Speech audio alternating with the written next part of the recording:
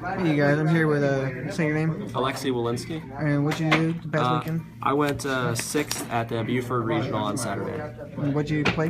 Burning Abyss. All right, let's get to the deck profile. So I played the 3 Graph, 3 Seer, 3 Scarm. This is pretty generic. Everybody runs the 3. Can't really differ from that too much. Played 2 Farfa, 1 Rubik, 1 Libic, and 1 Barbar. Barbar is king. He's won me so many games. He burned for game. 2 Farfa was a personal tech. I learned it from Noah. It's really worked really well. Really good in the Necros matchup. For my normal summons, I ran 1 Tour Guide and 1 Mathematician. Why not the second Mathematician? I didn't want to clog my hand with normal summons. In my opinion, it was better to see no normal summons, because you can always just normal out your Burning Abyss, than to see 2 Mathematician or a Mathematician Tour Guide. I never wanted to get trished game 1, and most of the time my Mathematician was just sending the 1 Libic. I ran the 3 Veiler. I wanted as much effect negation as possible in game 1 because I always opted to go second. So it felt safe, especially when I started with this in my hand, to play second because I could Veiler the Mathematician or the Manju. My personal favorite tech choice was the Kaiju. This is the smaller one, it's a spider. And I played this in the main board last second because I didn't want to accept a game 1 loss to like Towers Turbo and things like that. And being able to tribute off a monster without them being able to respond is amazing in like Construct, Dark Law, Majesty's Fiend, any of the Infernoid monsters, any of the Ritual Beast fusions, they can't chain. So it's just an amazing card to have game 1. And it was your tower guy, right? Yeah, oh yeah. This has won me 7 games on Saturday, so it was pretty amazing. Definitely recommend it, because Burning Abyss just has a really bad matchup to Towers, especially game 1. All right. For my spells, I ran the 2 Dark Hole, Regeki, and Foolish Burial. Pretty generic lineup. I chose not to run MST. I felt pretty safe in the game 1 just because Burning Abyss monsters are all floaters. They don't really care about back row. For my 2-up traps, I ran 2 Fire Lake. I chose to run 2 over 1 just because I wanted to see this as much as possible game 1. There was a lot of back row, and it felt really nice to see this and start with like a Dante Seer with this set. It just felt really safe, and I could deal with almost anything. Especially, I actually played against a Ritual Beast player and one other guy who scooped turn 1 after I Fire Laked him when he set his 3. It gives you so much advantage. I ran 2 Breakthrough. Being able to mill this and use it in the grave is just amazing. Chaining it on your turn to like a Gungnir effect or something like that is really effective. And being able to set it, and then when you activate it, using it again is just, it gives you so much like effectiveness. I chose to run 2 Fiend Graping.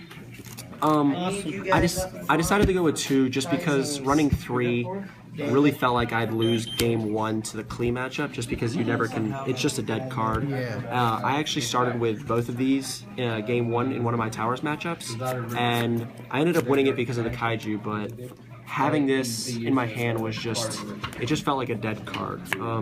For my discard traps, I ran 2 Regeki Break and 2 Phoenix Wing Blasts. I chose not to run Karma Cut because these 2 felt like they were more effective or versatile. I could target any card on the field and blow it up rather than just monsters. So it's kind of nice, especially if they started with like a Dimensional Fissure. I had an answer to it. And with Karma Cut, I wouldn't be able to respond, so it was really nice to have the versatility. 1-up traps, Vanities, obviously, it's such a good card, a staple at 1. Torrential Tribute, I really felt like this card could have done more. It feels good to run it in your deck, but at the same time, it's not as effective as it seems like it could be. I liked it. It's only good in my opinion if you use it at the right times. I ran Crush Card. Crush Card was an amazing card. The only reason I sided it out a lot was just because in some matchups, them being able to send 3 can actually help them. For instance, I've seen a couple of players, when you crush card them, they'll send Trish to the grave, and then with Cycle, they'll cycle the Shrit and then summon the Trish that they just sent. So it kind of helps them out in some matchups. I ran the Warning. This card's amazing just because Denko is still a thing. I saw a lot of Cosmos and Ignites running Denko, so I decided last second to run the Warning. It came up a few times. It was nothing really special. It was nice to have the protection. And then obviously the Mistake and Skill Drain. This card right here was amazing against the Necros matchup. It is just an all-star trap, realistically. And then the Mistake is really nice because you're able to Fire Link it away if you ever really need to search, and it just stops Necros in its tracks. Alright. That's the main deck. 40 cards, right? 40 cards, 20 monsters, 20 spells and traps. I felt like it was a really consistent build. I'd change a few cards, but for my extra deck, I went 3 Dante, 1 Virgil. I was thinking about running 2 Virgil in the beginning, but it ended up just being really nice at 1. It gave me room for other cards, and if you summon it, you can just bring it back with Seer anytime you need it, so I just felt like 1 was fine. I ran 2 Golem. With a Skill Drain, Golem is so nice because I was actually playing a Necros matchup with Downard, Alucard, and Acid Golem, and he Regeki'd me. And it would have been a really bad situation if I didn't have another Acid Golem backed up because Skill Drain was on the field.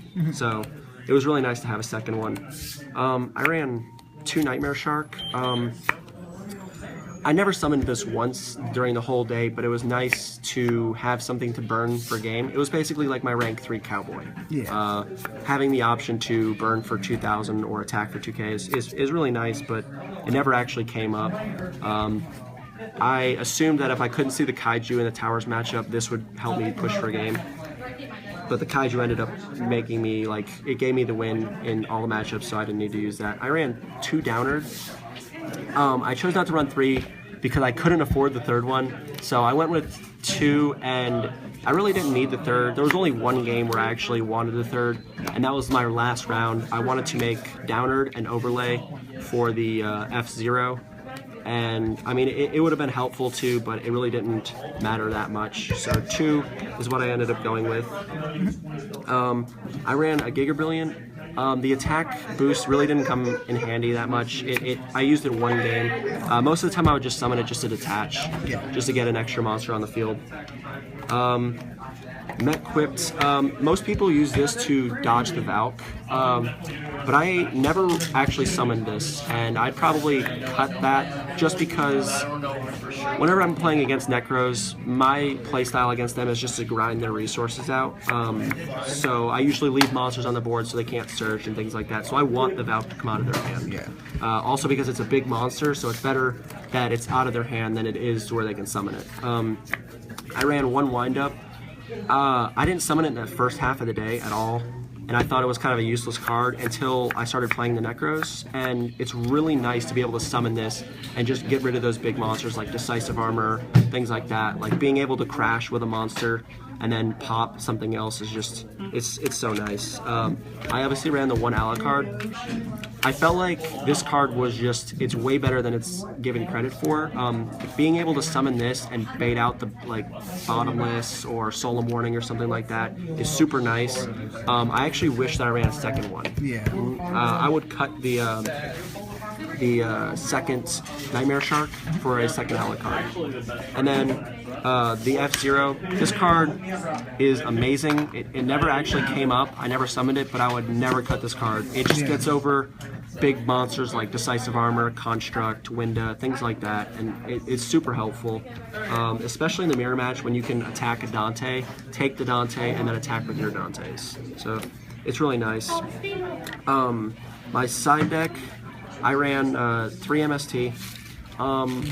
After the tournament, I really considered cutting it to 2, just because realistically I only need 2. I sided it most against Necros because Royal Decree was coming in almost no matter what in the matchup. So it was really nice to have the security of top decking this, even if they didn't have the set Royal Decree. Being able to top deck it and have the security was really nice. And then I ran 2 Mind Crush. For the Necros? For the Necros, and also it's a really good card against Klee when they go scout their other monster, search, Wavering Eyes, and then they search the scout. You can Mind Crush the second scout, and it's basically game over for them. And if they can come back from that, then they've obviously got something teched out. So it's really nice against both the Necros matchup and the Klee matchup. I ran an additional mistake in the sideboard. This card is just too good against Necros. When you flip this, even though people say that continuous traps are bad in Burning Abyss just because it like conflicts with your summons, being able to flip that on a search is just it's just amazing because your deck can grind their deck out when they can't search. Yeah. So it's nice. And also, I'm still fairly new to the deck, so I didn't really know what to side out entirely. So being able to side out a Skarm when I sided in Mistake was really nice because I didn't want 3 searchers when I had 2 preventions for the searchers. Yeah. So it was really nice to have a free side out card. So I've considered running a 3rd Mistake, like a 2nd Mistake in the sideboard. I'm just not entirely sure about it. Would you play Mistake and Arrest instead of that? I would honestly cut Mistake entirely for Mistake and Arrest. Just because of the fact that it doesn't conflict with my monsters at all at that point, other than maybe the occasional Skarm. But I ran 2 Defusion for obviously this Shadal matchup. Being able to top deck the Defusion is insane because you can get rid of an established board and push for huge damage. I debated between this and non-fusion area. I chose this obviously because you can top deck it and it's effective there or right then, but if you start with a non-fusion area, it was really good, but if you drew into it, it was a little bit weaker. So I ended up going with the Defusion. I never ended up playing Shadals, so it never got sided in, but it was nice to have just in case. I ran 2 Imperial Iron Wall. This card, people recommended against it just because it's a continuous trap. It conflicts with my special summoning. But the thing is this card fields so many matchups right now. It fields the Cosmo, Infernoids, Necros, Ritual Beasts. Occasionally you can side it in against like Yosenjus if you feel like it's necessary. It's just, this card came in at 75% of my matchups game 2. So it was super nice to have a card that fielded almost every single matchup. Yeah.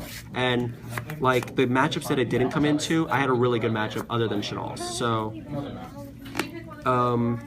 I sided in 2 additional copies of the Kaiju. So you played more copies of this? I did. I mained a copy because I never want to accept a game 1 loss against Towers. And being able to side this in against like Infernoids,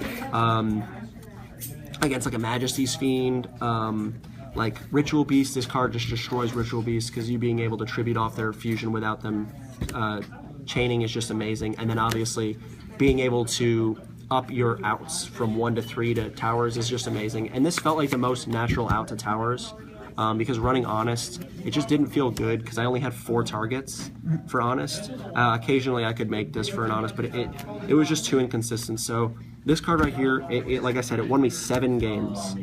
It was just my MVP. I love this card. A couple of the people at locals have started playing it just because like it just helps out. Like I'm about to start playing this. yeah, if you don't have a natural out, like if you can't make Excalibur or Diamond Crab King, running the Kaiju is nice because it's small. It's 2400, so Dante attacks over it. For my last 3 cards, I ran 2 Max C and 1 Retaliating C. Now, does this one banish on both sides, or? Just... Yes, it's like a macro Cosmo, but what it does is you can special summon it when they activate like a Shadal Fusion or a Reasoning, and it's really nice when you start with this card and they were to activate Reasoning because it basically banishes half their deck. Because nowadays people are running like 2 normal summons in their Infernoid deck, so it's really nice to have that. And on top of it, when it goes to the grave, you search a Max C. Yeah. So the only reason I don't like this card is when you draw it with an established board, it feels like a weak draw. And that happened a couple of times. It's actually good in the Necros matchup because when they Kaleidoscope, the Herald has to go to the grave in order to get your search. So when you special summon this, they lose not only their Kaleidoscope, but they also lose their Herald search. So it's really nice, and then the Unicorn's forced to attack over it, giving you a Max C. More than likely, I'd cut this for a 3rd Max C, though. Love you, Alexi. All right, any shout outs you want to give? I'd like to give a shout out to obviously Infinity Flux, Ben, he's helped me a bunch, obviously you, Eddie, and just all my friends for supporting me while I was out there. It was a really long day. What was your record after the I went rounds? X1-1. Alright. I tied with the Burning Abyss player. And their only loss? My only loss was to Necros. Game 1, I decided to be aggressive and try for the OTK, and the last card he drew off Maxi was a Tragodia, so he was able to stop it, and I couldn't get over an 80, I think it was 8,300, something like that Tragodia, and we scooped and went to Game 3, or Game 2, so it was a great day, and my friends really helped me out through the day. All right, man. Well, congratulations. I appreciate it, man. Hope you top some more regionals. Thanks. All right, see you guys.